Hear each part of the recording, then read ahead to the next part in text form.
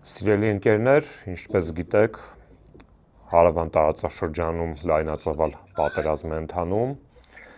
եւ այդ պատերազմի համատեքստում խախտվել են միջազգային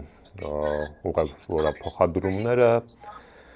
օդային հանգույցները եւ բազմաթիվ մարդիկ, այդ թվում հայեր, ովքեր որ գտնվում են պատերազմական գոտում, այս պայն չեն կարողանում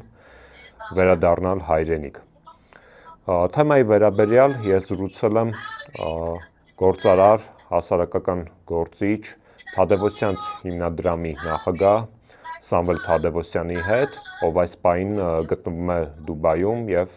կարող է ավելի հստակ ներկայացնել իրավիճակը եւ հայերի հետ կապված խնդիրները։ Բարև ձեզ, պարոն Թադևոսյան։ Բարև ձեզ, ողջունում եմ։ Շնորհակալ եմ հարցազրույցի հնարավորության համար։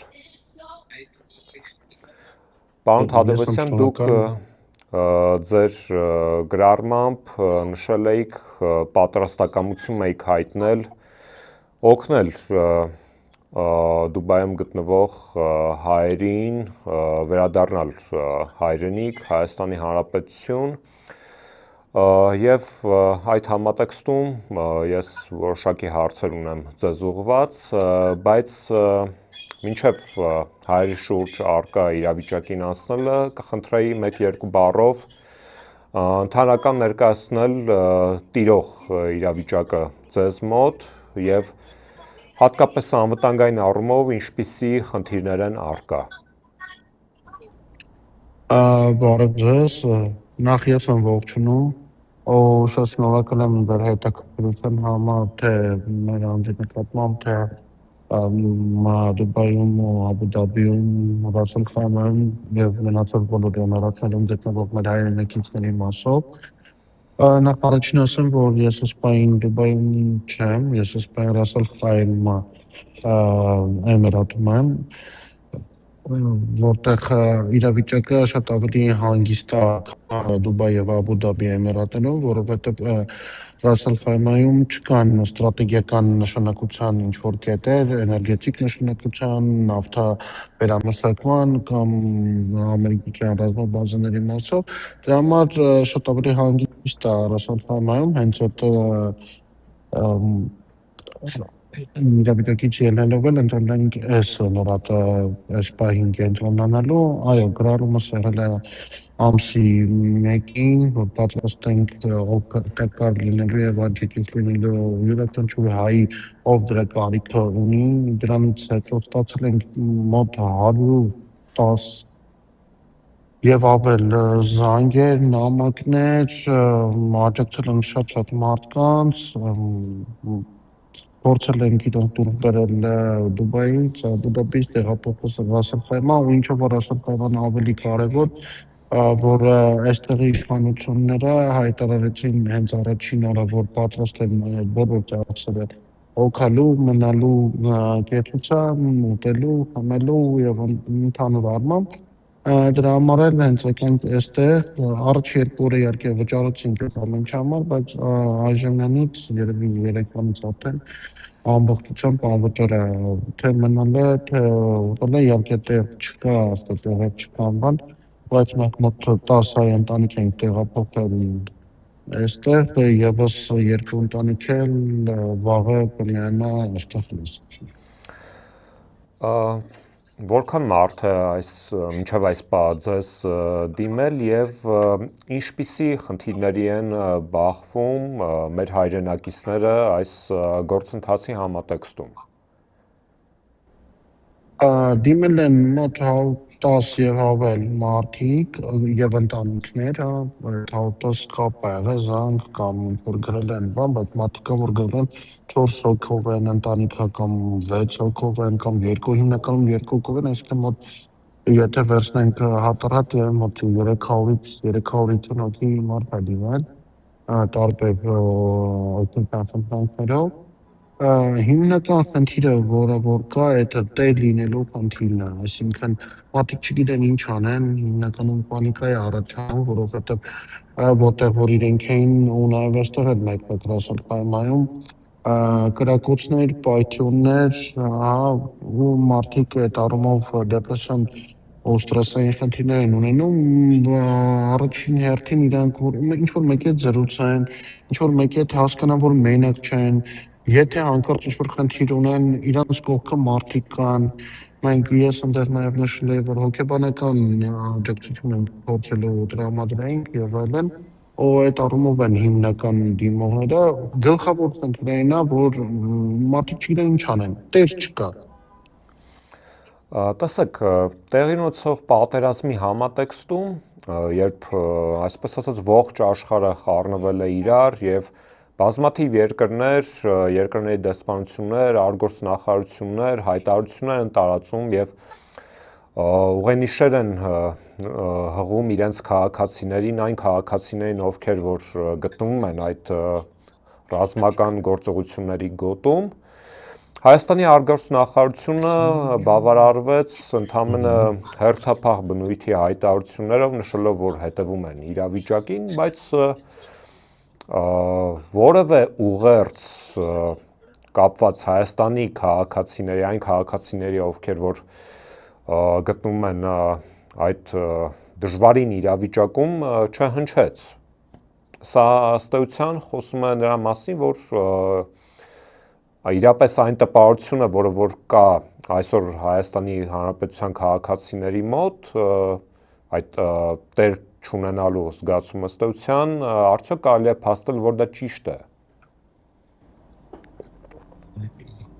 Այս ամեն ինչը ինչ որ կատարվում է հենց հիմա Էմիրատներում մեր Հայաստանի Հանրապետության քաղաքացիների եւ հայ ազգի մարդկանց մասով այդ խոսում է մեր արտգործնախարարության, կառավարության եւ առացարակ պետություն սնանկության մասին, որովհետեւ եթե այլ պետություններ, նաեւ մեր տարածաշրջանի երկրներ, ովքեր որ ինչ օպերատիվությամբ արձագանքեցին այս ամենին, ու ոնց փորձեցին ու արեցին իրենց քաղաքացիների դուրսբերումը այսպես ասած տակ գոտուց, այդ ուղղակի կարելի է դասական համարել, իսկ մեր երկիրը ու կառավարությունը եւ արտգործնախարարությունը ուղղակի ցույց տվեցին իրենց սնանկությունը, ասեմ ավելին, որ մեր արտաքին գործերի նախարարությունը այս պահին վերցրել է իր վրա ֆունկցիաներ որպես գործակալի ֆլայվան ընկերության համար, ես չգիտեմ բենեֆիցիարները ովքեր են կարող ինքն է ճշտել բենեֆիցիարները ովքեր են ֆլայվան ընկերության, որ ուղղակի մարդկանց ուղղորդում են, որ գնացեք գնեք, ասենք $1500 այսինչ տոմսը, մենք ձեզ այդ արդյոք անվճար կհասցնենք Դուբայից Օման, Մասկատ քաղաք, ու հանգիստ վերակցրնեք Հայաստան։ Այդ ուղղակի կաշի քերծություն է, ինձ թվում է մենք մեր զրույցի ընթացքում չթողի մանրամասն դա կբացահայտվի։ Այսինքն ըստ էության դժվարին իրավիճակում գտնվող մարկանցից գումար են պահանջում հայրենիք վերադառնալու համար։ Չէ, նայեք, դուք երևի իրավիճակում սխալ եք հասկանում, գումար պահանջելը կարող է դաժան նորմալ լինել, բայց ես օրինակ որ խոսեցի հենց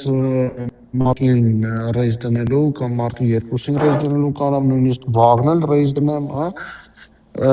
այն ինչ որ գներ են ասում ավիաընկերությունները Օմանից, Մասկատից Երևան թռիչքի համար, դա մոտավորապես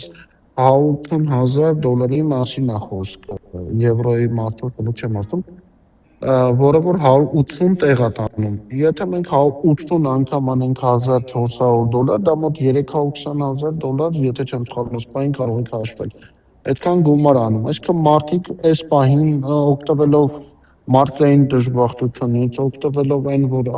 ճարահայցալ վիճակ կա, ուղղակի կոմերցիոն ռեյսեր են դրել ու ամեն ռեյսից $100,000-$120,000 փող են աշխատում։ Ինչը ես առաջարկում եի, որ ես պատրաստ եմ մոտ 50% ինքս սուբսիդավորելու, ինչ որ մի բան էլ դուք սուբսիդավորեք, ինչ որ կարող եք։ Մնացածն էլ բերեք $200-ից $500 շրջանակներում, ինչ մեր հայրենակիցները պատրաստ կլինեն վճարեն, որ հասնեն Երևան, այսինքն դա կլիներ իրական տարհանման քաղաքականություն։ Իսկ հիմա մարդիկ ուղղակի փող են աշխատում։ վատ փողերում չեն աշխատում, ես որպես գործարար ասեմ, բայց որպես գործարար նաև ուրիշ բան էլ ասեմ, իրանք լինելով ավակ սերնդի, այսպես ասած, գործարաններ, այսօր այս պահին ուզում են եկամուտ ունենան, ասեմ, չգիտեմ, լինի դա $10,000 կամ $100,000, իսկ եթե իրանք ուղղակի հայտարարեին, որ պատրաստ են անվճար արտահանելու իրանք վրա դա կնստեր մոտավորապես $300-400,000, իրանք երբեք այդպեսի գովազ չեն ստանա, իսկ երկար մտածելու տեսանկյունից հաստատ ավելի շատ ավել դուրս կգային, որտեղ իրենք էլ կելնի ու կքարոզեի, որ սրանց հետո բոլորս վերեք օգտվենք լայվանի ծառայություններից, որտեղ դժվար ժամանակներից իրանք մեզ անտեր չեն թողալու, թող հիմա քանի խաղ ժամանակ կա, փող աշխատեն։ Իսկ հիմա իրանք էս իրենց կարճաժամկետ $300,000 համար վճարել են մի քանի միլիոն $։ Այդ սերունդների տարբերությունը հասկացություն ու գործարարության սկզբունքների մոտեցումը։ Կարծում եմ ոչ միայն սերունդների մտածողության տարբերության, այլ նաև այստեղ առկա է նաև արժեհամակարգային խնդիր, որովհետև տեսեք,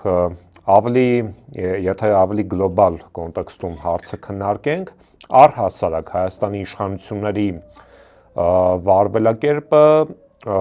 որևէ տրամաբանության մեջ, բանական եւ նաեւ բարոյական տրամաբանության մեջ չի տեղավորվում։ Շատ պարզ օրինակով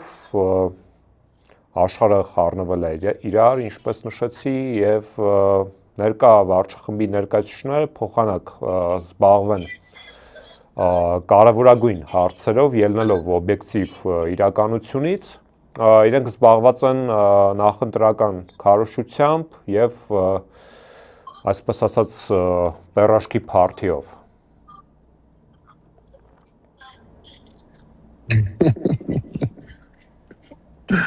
Դե նայեք, այստեղ դուք իհարկե ճիշտ եք գնահատում, որ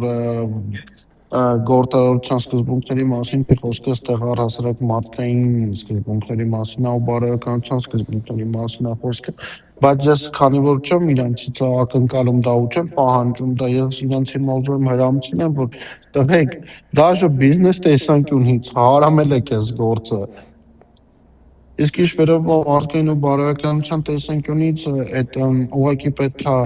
սուբսիդավորել, ոնց են առաջ օրը մենք քննարկել ենք այդ հարցը, թե արտաքին գործերի փոխնախարարներից ոմանց հետ, թե քննարկել ենք Դուբայի, Աբու Դաբիի կառավարության ոմանց հետ, թե Ֆարսկական կառավարության հետ, իմ գործընկերները նույնիսկ կապ են դուրս եկել ու բորտեր առաջարկել են, բորտերը նկատառում ռեյսեր էլի, որ սամոլոտ ուղարկեն, այնպես գներով ունենց ամեն ինչով, որ եկեք այս հարցը արեք պրոստը ոնց վայելա հային, հայկականությանը բերեք տենց էլ լուծենք այս հարցը ու մենք ամեն ինչ արել ենք, որ այդ հարցը տենց լուծվի։ Դե հիմա մեր արգոս նախարարությունը, բայց եկեք արգոս նախարարության անուն այդքան չտանք, մեր կառավարությունը ըստ երևույթին ուրիշ ճանապարհ է ընտրել, որ իր հարցիներից մեկը գործարար բառը լեզուս չի պատտվում էլ, ասել, որ 2 կոպեկ փող ճակերտների մեջ կպցնի, դե թե կպցնի, իսկ ինչ վերաբերվում է մնացած մասով, ես էլ եմ հայտարարում, որ պատրաստ ենք մենք մեր բորտերը իջացնել Օման, Մասկատ քաղաք, ու այդ տոմսերը կլինեն $400-ից $500 սահմաններում, փորձենք մարդկանց տարհանենք,